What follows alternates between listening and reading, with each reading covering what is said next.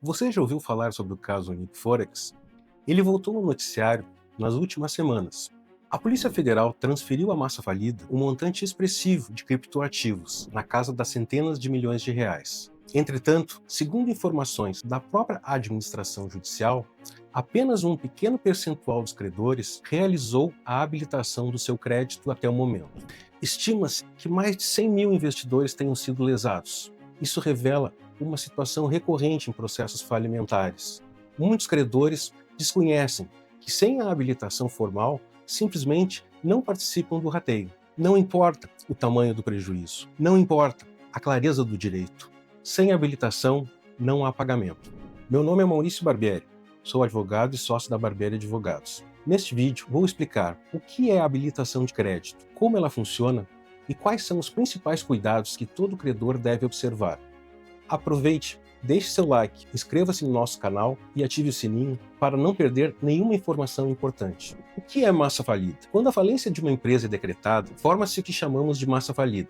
A massa falida é o conjunto de bens e direitos arrecadados para o pagamento dos credores. Os credores passam a concorrer em um único processo, de natureza coletiva, conduzido pelo Juízo Universal da Falência. Agora, quando existe um processo em que ainda não há definição do valor devido, ele prossegue até a fixação do crédito. Um exemplo são as reclamatórias trabalhistas em curso. Elas tramitam na Justiça do Trabalho até a apuração final do débito.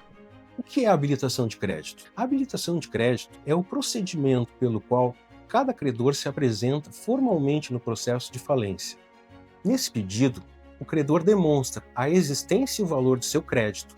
Em essência, é um pedido de reconhecimento. O credor diz ao juízo: eu tenho esse crédito contra essa empresa, e aqui estão as provas. Esse procedimento está previsto na Lei de Recuperação Judicial e Falências. O que acontece se não houver habilitação de crédito? Sem habilitação de crédito, o credor permanece invisível para o processo falimentar. Mesmo que o direito seja legítimo e esteja amplamente documentado, a regra é simples: quem não se habilita não recebe. E quanto antes o credor formaliza a sua habilitação, melhor tendem a ser suas condições no processo. Quais os documentos necessários? A habilitação de um crédito é um procedimento essencialmente documental.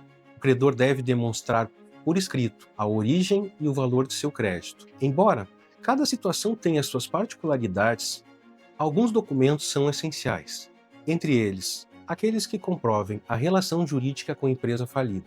No caso de investidores em esquemas como os da Unic, isso pode incluir contratos, termos de adesão, comprovantes de cadastro na plataforma e também são válidos comprovantes de pagamento, transferências bancárias, boletos quitados, extratos que demonstrem os valores aportados.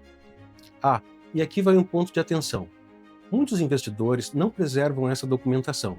Plataformas fraudulentas frequentemente são desativadas e o acesso a extratos deixa de existir.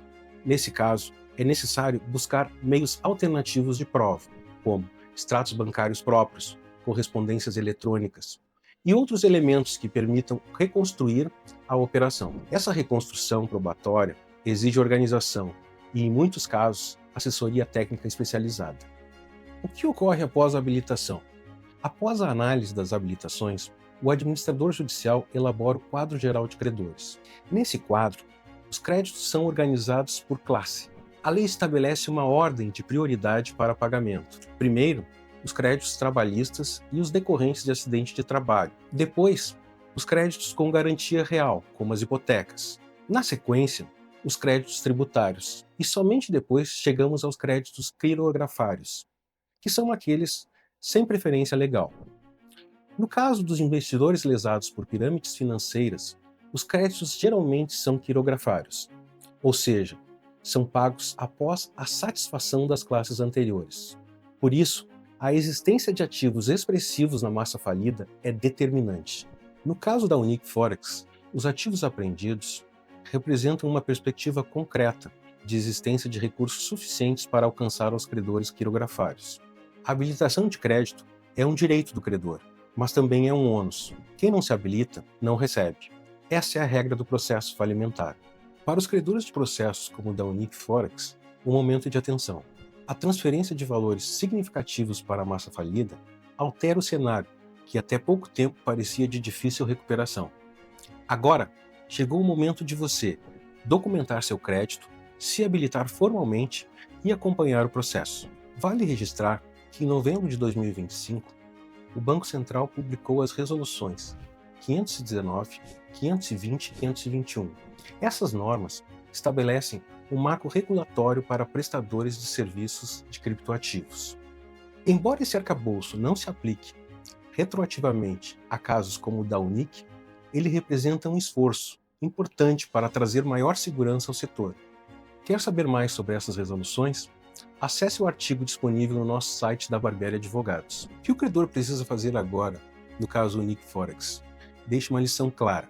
No processo falimentar, o direito só existe para quem se habilita. Quem perde o prazo, quem não organiza a prova, quem não acompanha o processo, pode ficar fora do rateio. Se você é credor ou conhece alguém nesta situação, se informar é essencial. Se precisar de orientação jurídica, busque a ajuda de um advogado especialista.